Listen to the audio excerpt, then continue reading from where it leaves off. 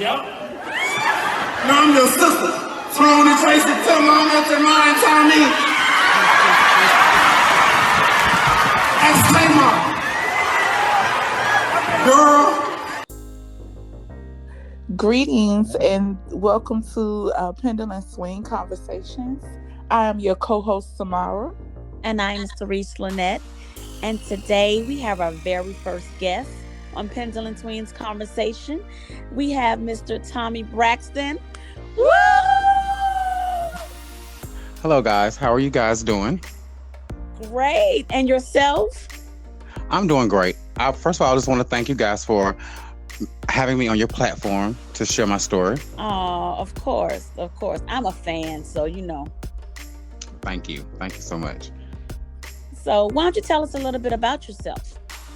Oh, well, what do you want to know?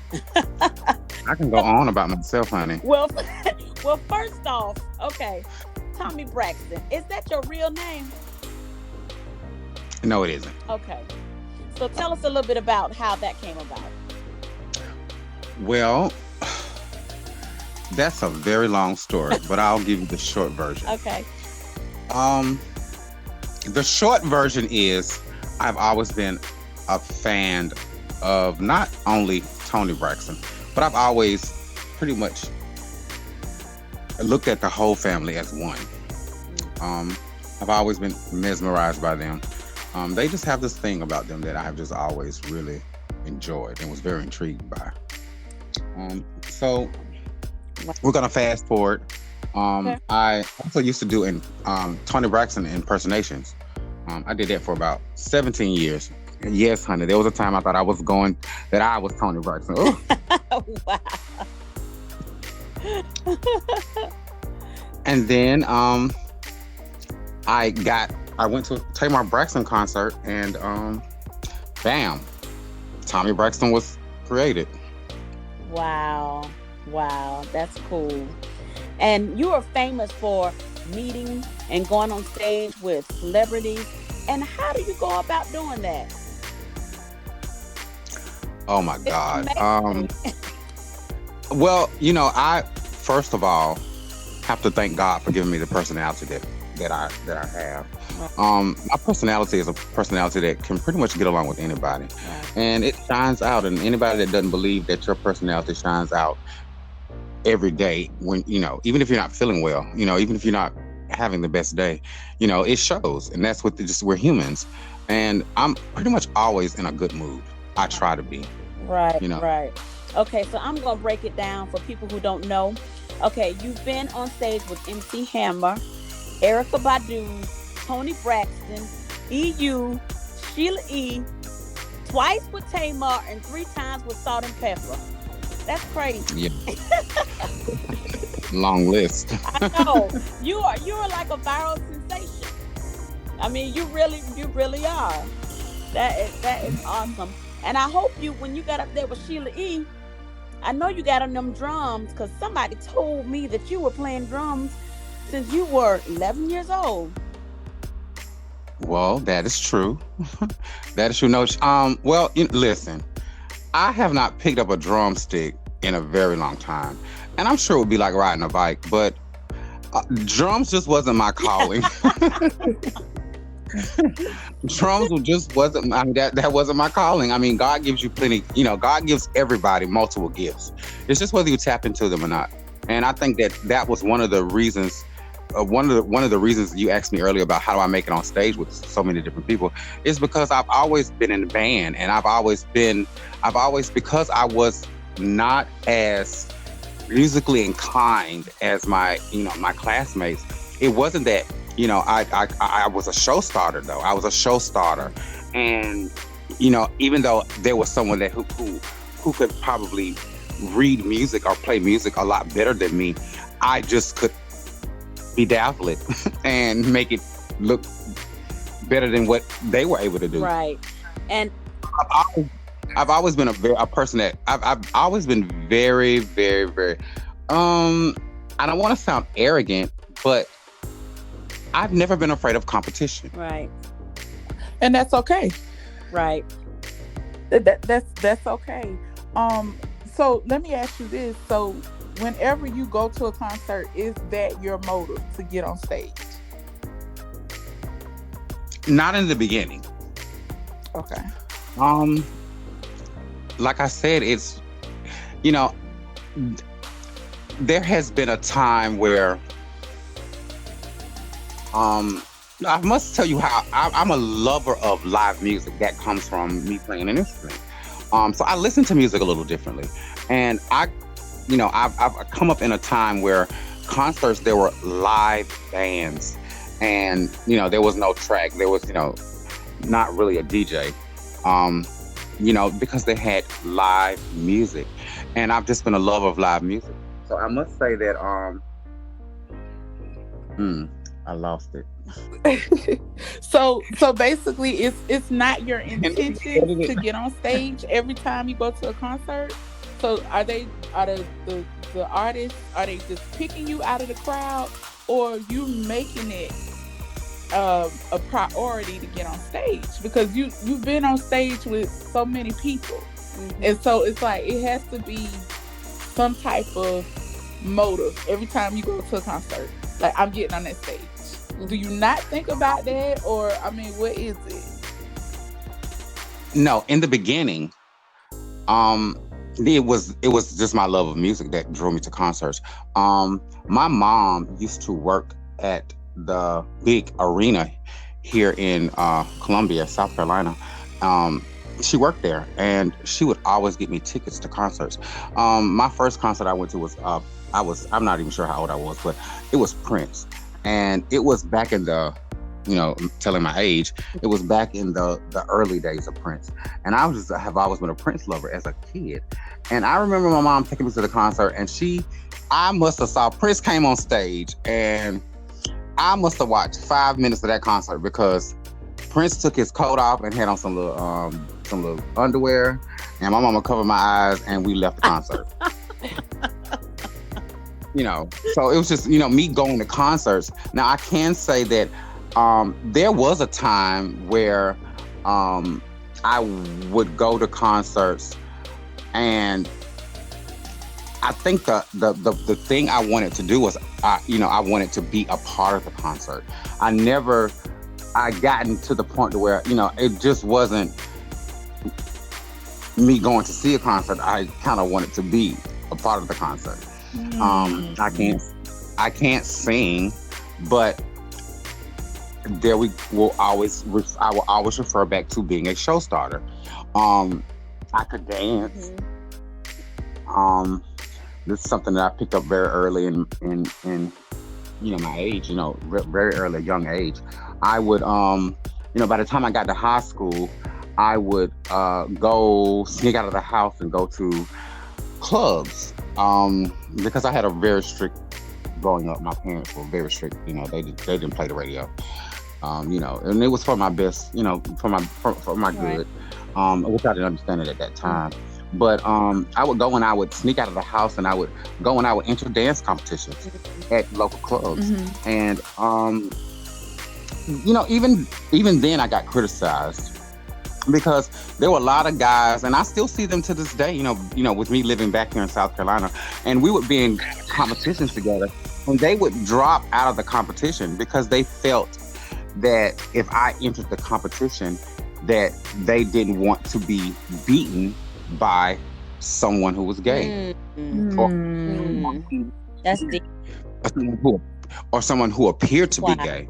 So, my dancing was one thing that I had to critique and be the best at, because I dealt with being a social outcast very early in age. Interesting. So can you say that now what drives you when you go to these concerts is that you want to be a part of the concert? Basically. And I must say that there are certain concerts. I'm first of all not going to go to a concert to see somebody that I don't wouldn't want to see in person. But there are certain concerts that I go as a spectator, and there are certain concerts that I go and I feel it. I feel the presence. That's like I went to. I'm a lover of Nick Cannon. He's an amazing guy. I actually got to meet him, but I went to Wild 'N Out. They were on tour, and I knew that this was my moment. I've been told I'm a very funny person, and I know that it comes naturally. It's not something that's forced. It's just something that I possess. I have the gift of laughter. I have the gift of laughter, and these are just things and elements that I have just taken on. But to get back to that night, I felt that this was my night, because there was a lot of nights and a lot of things that I felt I missed the boat on. But this particular night, I knew that I got acknowledged. And now, are we talking about the Tony Braxton concert, or? No, I'm talking about the Nick Cannon. Oh, the Nick Cannon. I'm sorry. Yeah, I got acknowledged. I got picked out of the crowd to come on stage, but there was a guy. Well, the side of the stage I was on, they were picking people, but I was on the far end of the stage, and I had to come all the way around. And when I got to the stairs to walk up on the stage, the man said, "That's it. We had enough people." And when I tell you, I was right. I was. You're that close. You know, I was that close. So when you said, so later on, okay, so when you said you thought that was your night, right? Are you? No, I know that was my night because I hadn't been able. I was going to explain to you how that night kind of ended. Well, that night ended, and I'm going to share this because I haven't shared this with anybody. I've had a lot of opportunities that came from me just being on stage and meeting people that are in the industry and that are, that are important people. And that night I did get backstage I didn't have a ticket to get backstage. I got backstage. A lovely girl who's a DJ here in Columbia. Shout out to the Big DM. She gave me a ticket to go backstage, and said, "I saw they didn't let you up." She said, "Well, here's a ticket." So she gave me a backstage pass, so I got to meet everybody in the Wild 'N Out clique. And so I went to take a picture with Nick Cannon, and the man said that I wasn't going to be able to take a picture because I didn't have a paid ticket. And Nick Cannon turned around to me, which he called me this in front of the entire crowd. He singled me out. We talked for a minute back and forth. He wasn't picking at me or anything. He was just telling me that my swag was right. And he called me, he referred to me as Freddie Jackson. Now, you've got to be a little bit older to know who Freddie Jackson is. R&B singer from the 80s. And I thought that was hilarious. We all laughed about it. So that night, when it was time to take the picture, Nick said, "Oh, don't worry about it. Come on, Freddie Jackson, I'll pay for the picture." And I was like, okay. So I talked to Nick, and he was like, "Man, I can tell you're funny." I said, "Yeah." I said, "I've been told I'm funny." I said, "I believe I'm funny as well." And we talked, and I told him, I said, "I'm going to work with you one day." Wow. I said, "I'm going to work with you one day." I said, "I want you to remember my name. My name is Tommy Braxton." I didn't ask him I didn't ask him for an email. I didn't ask him for anything because I knew that I'm going to see him again. I knew that night, he was going to remember it because I made it a memorable night. I know he sees a lot of people and things, but it's about being remembered. Right. That's another thing I have a gift with. Now, some good and some bad. It's about what you remember me from. It's about what in my life you met me at, And so to fast forward, that night I also, while I was in line to go into the meet and greet, there was a guy standing behind me, him and his girlfriend. And we talked, and he told me that he was a manager. Okay, I'm not going to name drop, but he said he was a manager for a certain rock band. for a rock artist. And I was like, okay. So I didn't think anything twice about it then. Well, what he asked me that night was, did I do work as a stylist? Wow. Well, I guess I looked the part. I don't know. I guess I looked the part, and he asked me, did I do work as a stylist? And I told, of course, girl, when somebody, girl, if I can get me dressed, I can get him dressed. So I said, of course. My name is Tommy Braxton. So we exchanged numbers. We're gonna fast forward. His name is David Raoul, and he has a foundation. And Rock'em Pod. I have to give a shout out to Rock'em Pod, Rock'em Nation podcast. They're out of North Carolina. Well, anyway, after that, David ended up getting a part in a movie. It was a Christmas movie, came out in 2020. It was Christmas in Carolina, and he's actually the lead of the movie. But to see the promos, you would think that he was just a part of the movie because they had big heavy hitters in the movie. It was actually a reunion for the cast members. It was a reunion for the Full House, but not Full House. Family Matters. Eddie Winslow was in the movie, and I forget the girl who played Laura. They were in the movie as well. So I got a call from him because we always keep in contact. He also, before that, he came down his podcast, came to South Carolina and interviewed me after the Tony Braxton. I remember that. The Tony Braxton. That was a very good interview as well. Yeah. And I thank him so much for that because, I was his first interview, and his podcast has grown, so I guess maybe you have a lucky, hopefully you have a lucky. Yeah, you're a good luck charm. Right. So let me ask you, okay, so I want to go through this with you, okay? I'm going to call out a couple of words. I don't want you to overthink it, but I want you to tell me the first thing that you think of when you hear this word, okay? Happiness. Forever. Trust. Occasionally. Fear. Inevitable. Inevitable. Yes. Love. Lottery. Interesting. Can you explain that? Why would the lottery? You said not to think about it, girl. That's interesting because most people, when you say love, they will say either a family member that's very dear to them, a first love, or just something in that lane. But you said lottery. Interesting. You love the lottery? No. Finding love is like the lottery. Oh. Wow. I like that. Interesting.